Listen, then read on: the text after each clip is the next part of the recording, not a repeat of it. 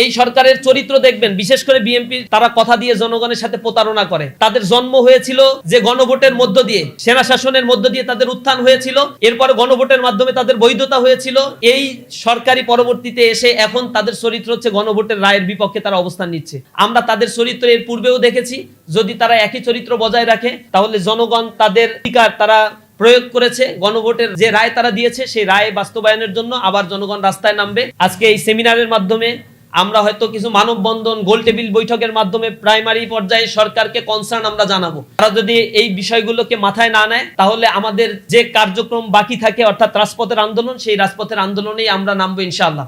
এই অভ্যুত্থানের মাধ্যমে ফ্যাসিবাদ ও স্বৈরাচার শাসন ব্যবস্থার মূলোৎপাটন হয়েছে।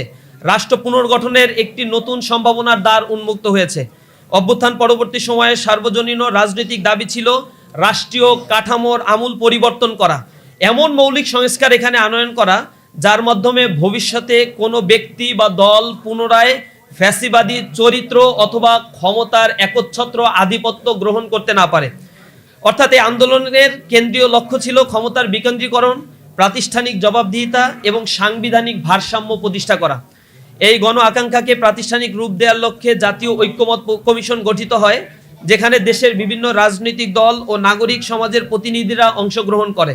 দীর্ঘ আলোচনার পর 84টি সংস্কার প্রস্তাবে ঐক্যমত্য প্রতিষ্ঠিত হয়, যার মধ্যে 47টি ছিল সরকারের সংবিধান সংশোধন সম্পর্কিত, সরাসরি সংশোধন সম্পর্কিত।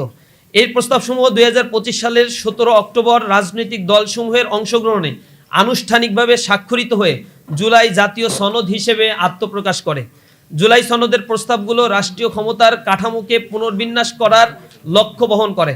এতে প্রধানমন্ত্রীর ক্ষমতা সীমিতকরণ, রাষ্ট্রপতির ক্ষমতা পুনর্বিন্যাস, দ্বিকক্ষ বিশিষ্ট সংসদ প্রতিষ্ঠা, মৌলিক অধিকার সম্প্রসারণ, বিচার বিভাগের স্বাধীনতা এবং সাংবিধানিক প্রতিষ্ঠানের নিয়োগ প্রক্রিয়ায় স্বচ্ছতা নিশ্চিত করার মতো মৌলিক সংস্কার অন্তর্ভুক্ত ছিল।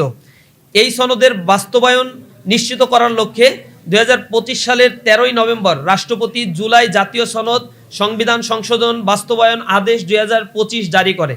এই আদেশের মাধ্যমে সনদকে একটি কার্যকর আইনি কাঠামোর মধ্যে আনা হয় এবং জনগণের প্রত্যক্ষ মতামত গ্রহণের পথ উন্মুক্ত হয়। এই ধারাবাহিকতায় 2026 সালের 12 ফেব্রুয়ারি ত্রয়োদশ জাতীয় সংসদ নির্বাচনের দিনে এই ঐতিহাসিক গণভোট অনুষ্ঠিত হয়। নির্বাচন কমিশনের তথ্য অনুযায়ী এই গণভোট প্রায় 68.59% ভোটার হ্যাঁ ভোট প্রদান করে জুলাই সনদের পক্ষে সুস্পষ্ট এবং নিরঙ্কুশ সমর্থন ব্যক্ত করে, যা বর্তমান সরকারের ম্যান্ডেটের চাইতেও অনেক বেশি শক্তিশালী। একজন সচেতন নাগরিকের দৃষ্টিকোণ থেকে এই গণভোটের তাৎপর্য অত্যন্ত গভীর। এটি কেবল একটি নীতিগত অনুমোদন নয়, বরং এটি রাষ্ট্র ও জনগণের মধ্যে একটি নতুন সামাজিক চুক্তি বা সোশ্যাল কন্ট্রাক্ট প্রতিষ্ঠা। জনগণের এই প্রত্যক্ষ ম্যান্ডেট স্পষ্টভাবে নির্দেশ করে যে নির্বাচিত প্রতিনিধিরা কেবল আইন প্রণেতা হিসেবে নয়, বরং সংবিধান সংস্কার পরিষদের সদস্য হিসেবে দ্বিতীয় শপথ গ্রহণ করে নির্দিষ্ট সময়সীমার মধ্যে জুলাই সনদের আলোকে সংবিধান সংশোধন সম্পন্ন করবেন, যে শপথ ইতিমধ্যে বিরোধী দল নিয়েছে। অতএব এই গণভোটের ফলাফলকে একটি সাধারণ রাজনৈতিক মতামত হিসেবে দেখা যায় না, এটি একটি সুস্পষ্ট সাংবিধানিক নির্দেশনা যা জনগণের সার্বভৌম ক্ষমতার প্রত্যক্ষ বহিঃপ্রকাশ। গণভোটের সাংবিধানিক বাধ্যবাধকতা বনাম নোট অফ ডিসেন্ট। বর্তমান ক্ষমতাসীন বিএনপি নেতৃত্বাধীন সরকারের পক্ষ থেকে জুলাই সনদ পূর্ণাঙ্গভাবে বাস্তবায়ন না করার পক্ষে যে প্রধান যুক্তি উপস্থাপন করা হচ্ছে তা হলো জাতীয় ঐক্যমত্য কমিশনের আলোচনার সময় তারা সনদের বিভিন্ন গুরুত্বপূর্ণ ধারায় নোট অফ ডিসেন্ট বা ভিন্ন মত প্রদান করেছিল। সুতরাং তাদের দাবি অনুযায়ী সংসদে 2/3 সংখ্যাগরিষ্ঠতার ভিত্তিতে তারা নিজেদের দলীয় অবস্থান বা নির্বাচনী ইশতেহার অনুযায়ী সংস্কার বাস্তবায়ন করতে পারে এবং বাধ্যতামূলকভাবে জুলাই সনদ অনুসরণ করতে হবে না। কিন্তু এই যুক্তি কেবলই একটি দুর্বল যুক্তি নয়, এটি সাংবিধানিকভাবে অসঙ্গতিপূর্ণ, যৌক্তিকভাবে স্ববিরোধী এবং গণতান্ত্রিক নীতির সুস্পষ্ট পরিপন্থী। এই অবস্থানের অসারতা 3টি মৌলিক আইনি ভিত্তির আলোকে ব্যাখ্যা করা যায়। এখানে একটি মৌলিক সাংবিধানিক দ্বন্দ্ব স্পষ্ট হয়ে ওঠে। জনগণের প্রত্যক্ষ সার্বভৌম অর্থাৎ পপুলার সভরেন্টি বনাম সংসদীয় সংখ্যাগরিষ্ঠতার একটি দাবি। জনরায়ের সর্বোচ্চ সাংবিধানিক বৈধতা আসলে কি? বাংলাদেশের সংবিধানের 7-1 অনুচ্ছেদে সুস্পষ্টভাবে ঘোষণা করা হয়েছে, প্রজাতন্ত্রের সকল ক্ষমতার মালিক হবে জনগণ। এই নীতির আলোকে রাষ্ট্রের সকল সাংবিধানিক ও আইনগত কাঠামো শেষ পর্যন্ত জনগণের ইচ্ছার উপর ভিত্তি করেই প্রতিষ্ঠিত।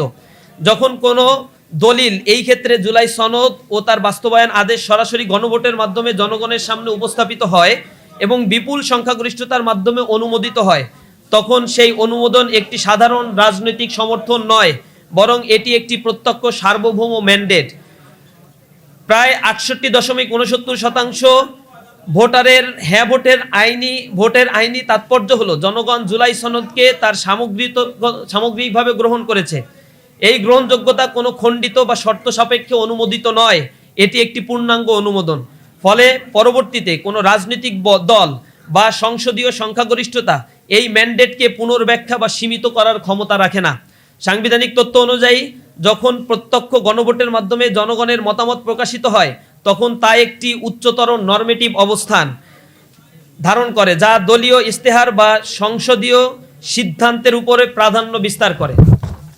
প্রিয় সাংবাদিক বন্ধুগণ, নোট অফ ডিসেন্টের একটি আইনি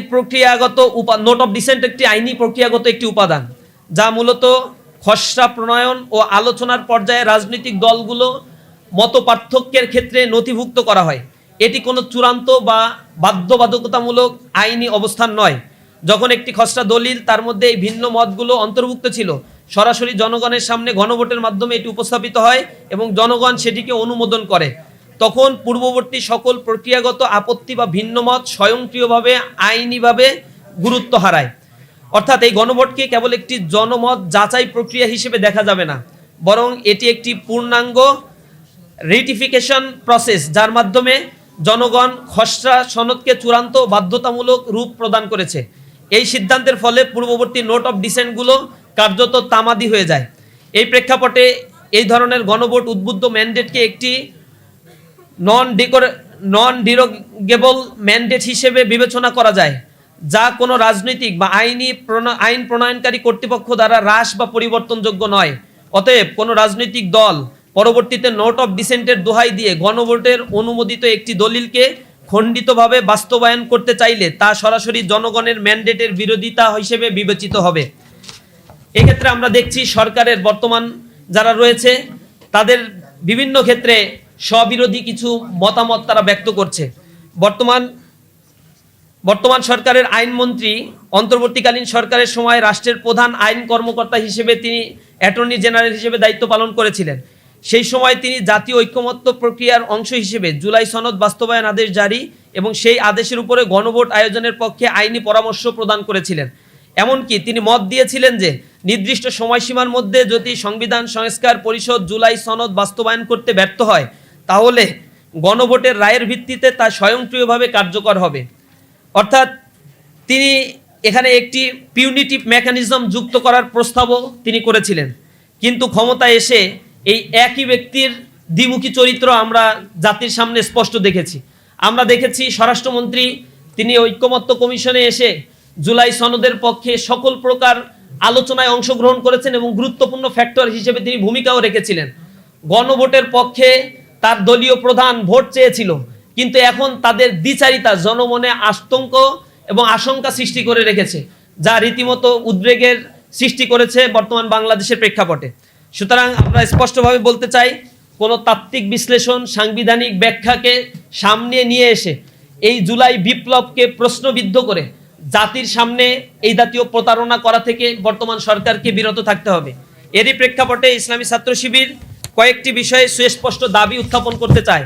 প্রথমত হচ্ছে, জুলাই সনদ এর অবিকৃত এবং পূর্ণাঙ্গ বাস্তবায়ন এই সরকারকে অতি দ্রুত করতে হবে। দ্বিতীয়, সকল নোট অফ ডিসেন্ট সম্পূর্ণ অকার্যকর ঘোষণা করতে হবে। তৃতীয়, সংবিধান সংস্কার পরিষদের কার্যক্রম অবিলম্বে শুরু করতে হবে। চতুর্থ, সুপার মেজরিটির অপব্যবহার বন্ধ এবং জনরায়ের সুরক্ষা সরকারকে করতে হবে। সংস্কার প্রক্রিয়ায় শতভাগ স্বচ্ছতা ও জনসম্পৃক্ততা নিশ্চিত করতে হবে। সাংবিধানিক প্রতিষ্ঠানগুলোর পূর্ণাঙ্গ স্বাধীনতা নিশ্চিত করতে হবে, যেই ক্ষেত্রে সরকারের চরম উদাসীনতা এবং একঘেয়েমিতা আমরা লক্ষ্য করছি। ইতিমধ্যেই তারা তাদের ক্ষমতার অপব্যবহার করে বিভিন্ন জায়গায় তারা সংবিধানের মানে সাংবিধানিক যে পোস্টগুলো ছিল অথবা আমরা বিভিন্ন বিশ্ববিদ্যালয়ের ভিসিগুলোকে আমরা দেখতে পেয়েছি বিনা কারণে কোনো নোটিশ ব্যতি রেখেই তারা এই পরিবর্তনগুলো এবং ক্ষমতার অপব্যবহার করেছে। সুতরাং তারাও পরবর্তীতে যে একই রকম ফ্যাসিবাদী চরিত্রের অধিকারী হবে না এটা নিশ্চিতভাবে কোনোভাবেই বলা যাচ্ছে না। সর্বোপরি আমরা বলতে চাই সময়সীমা লঙ্ঘনের স্বয়ংক্রিয় বাস্তবায়ন ব্যবস্থা কার্যকর করতে হবে। অর্থাৎ যদি কোনো অজুহাতে বা রাজনৈতিক কূটচালে নির্ধারিত সময়সীমার মধ্যে জুলাই সনদ বাস্তবায়ন করা না হয় তবে কালক্ষেপণ রোধে গণভোটের রায়ের ভিত্তিতে তা স্বয়ংক্রিয়ভাবে বাস্তবায়িত হওয়ার আইনি ব্যবস্থা অবিলম্বে সক্রিয় করতে হবে। সরকারের প্রতি আমরা উদাত্ত আহ্বান জানাই তাদের যেন সুবুদ্ধির উদয় হয়।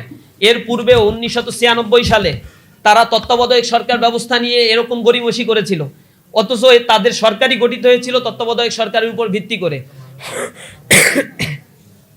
এই সরকারের চরিত্র দেখবেন, বিশেষ করে বিএনপির চরিত্র আমি নির্বাচনের আগেও বলেছিলাম, তারা কথা দিয়ে জনগণের সাথে প্রতারণা করে।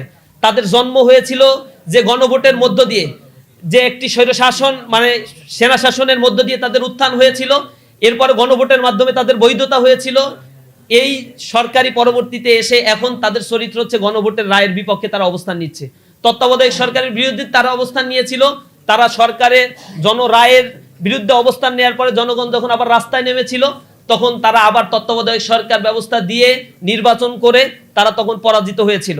আমরা তাদের চরিত্র এর পূর্বেও দেখেছি, যদি তারা একই চরিত্র বজায় রাখে তাহলে জনগণ তাদের যে অধিকার তারা প্রয়োগ করেছে, গণভোটের রায় যে রায় তারা দিয়েছে সেই রায় বাস্তবায়নের জন্য আবার জনগণ রাস্তায় নামবে। আমরা সরকারের প্রতি আহ্বান জানাই আজকে এই সেমিনারের মাধ্যমে আমরা হয়তো কিছু মানববন্ধন গোল টেবিল বৈঠকের মাধ্যমে প্রাইমারি পর্যায়ে সরকারকে কনসার্ন আমরা জানাবো। সরকার যদি আমাদের কনসার্নে তাদের বিবেক না নড়ে, তারা যদি এই বিষয়গুলোকে মাথায় না নেয় তাহলে আমাদের যে কার্যক্রম বাকি থাকে অর্থাৎ রাজপথের আন্দোলন, সেই রাজপথের আন্দোলনেই আমরা নামবো ইনশাআল্লাহ। তো সকলকে এখানে উপস্থিত হওয়ার জন্য আবারও ধন্যবাদ জানাচ্ছি। আসসালামু আলাইকুম রহমতুল্লাহ। অসংখ্য ধন্যবাদ জানাচ্ছি খুবই সংক্ষেপে প্রবন্ধটি উপস্থাপন করার জন্য। আমাদের জায়গা থেকে এই প্রবন্ধটি বুকলেট আকারে